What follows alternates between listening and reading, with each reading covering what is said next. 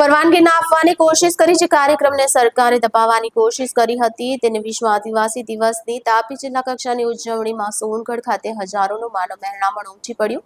Vyara referral હોસ્પિટલના ખાનગીકરણ, તાપી નર્મદા પર રિવર લિંક સહિતના મુદ્દે આદિવાસી સમાજે આર પારની લડાઈ લઈ લેવાનો હોંકાર કર્યો।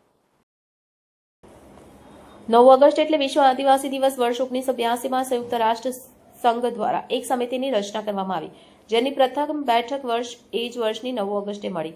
10 વર્ષ પછી ઈસવીસન 1992માં બ્રાઝિલના રિયો ડી જાનેરો ખાતે પૃથ્વી પરિષદનું આયોજન કરાયું, જેમાં 68 જેટલા દેશોના 400 આદિવાસી આગેવાનોએ ભાગ લઈ વિશ્વ સમાજ સમક્ષ આદિવાસી અને પ્રકૃતિને બચાવી લેવાના વૈશ્વિક જાગૃતિ અભિયાન માટે અપીલ કરી।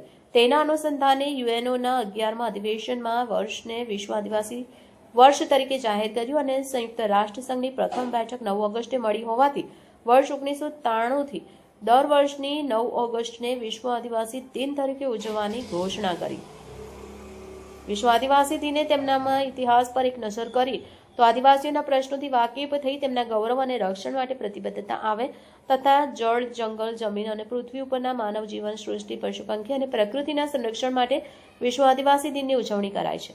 આદિવાસી સ્વાતંત્ર્ય સેનાની અને જનનાયક બિરસા મુંડાએ બિહાર, ઝારખંડમાં અંગ્રેજ સામે લાંબો સંઘર્ષ કરી આદિવાસી પ્રજાને ન્યાય અપાવ્યો અને કૃષિ ક્ષેત્રે આદિવાસીઓની લગાન માફ કરવા માટે પણ તેઓ અંગ્રેજો વિરુદ્ધ થતા હતા। તે માટે બધી જગ્યાએ ધૂમધામથી 9 ઓગસ્ટનો દિવસ ખૂબ નાચગાન સાથે હજારોની સંખ્યામાં મનાવે છે।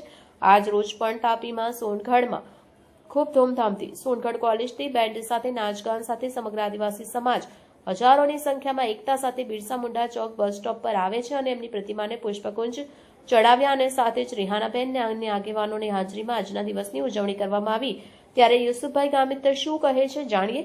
આ કાર્યક્રમને સફળ બનાવવા યુસુફ ગામિત, નીતિનભાઈ ગામિત, રેહાનાબેન ગામિત સાથે સમગ્ર આદિવાસી સમાજે મોટું યોગદાન આપ્યું। Reporter Bindeshwari Shah, city gold news, Tapi. વિશ્વ આદિવાસી દિવસની જે તાપી જિલ્લાના સોંગઢ ખાતે ભવ્ય ઉજવણી થઈ તેના આયોજક તરીકે આપ હવે શું કહેશો? તાપી જિલ્લામાં 9મી ઓગસ્ટ વિશ્વ આદિવાસી દિવસની ઉજવણી ઉત્સાહભેર અને ખૂબ જ જનમેદની સાથે થઈ। આદિવાસી સમાજ દ્વારા આ રેલીનું આયોજન કરવામાં આવ્યું હતું અને આજે જ્યારે હજારોની સંખ્યામાં જનમેદની ઉમટી પડી ત્યારે અમે સરકારી હોસ્પિટલનું જે ખાનગીકરણ થવા જઈ રહ્યું છે વ્યારા ખાતે, એનો અમારે વિરોધ પ્રદર્શન માટે બેનરો લઈને નીકળ્યા હતા। હજારોની સંખ્યામાં આજે અમે એક જ વાત કરી કે જે રીતે વેદાંતાને ભગાવી છે એ રીતે આપણે સરકારી હોસ્પિટલને સરકારી રાખવા માટેની લડત પણ લડીશું। પાછલા દિવસોમાં જલયાત્રા કાઢીને અમારા વિસ્તારોમાં પાણી આવે એના માટેની લડતમાં પણ સફળતા મેળવી છે। આવનાર સમય 14 તારીખે પાર તાપી નર્મદા રિવર લિંકની લડાઈ ધરમપુર ખાતે મહારેલીમાં ફેરવવા માટેનું પણ આહવાન કરવામાં આવ્યું છે અને આટલી મોટી સંખ્યામાં ગત વર્ષો કરતા પણ આ વર્ષે ખૂબ જ મોટી સંખ્યામાં યુવાન, યુવતીઓ, વડીલો બધાએ ઉત્સાહભેર આ કાર્યક્રમમાં ભાગ લીધો છે। આજના યુવાઓને તમે શું કહેવા માંગો છો? યુવાનો વ્યસનથી દૂર રહી સમાજ ઘડતર માટે તમામ યુવાનો આગળ આવે।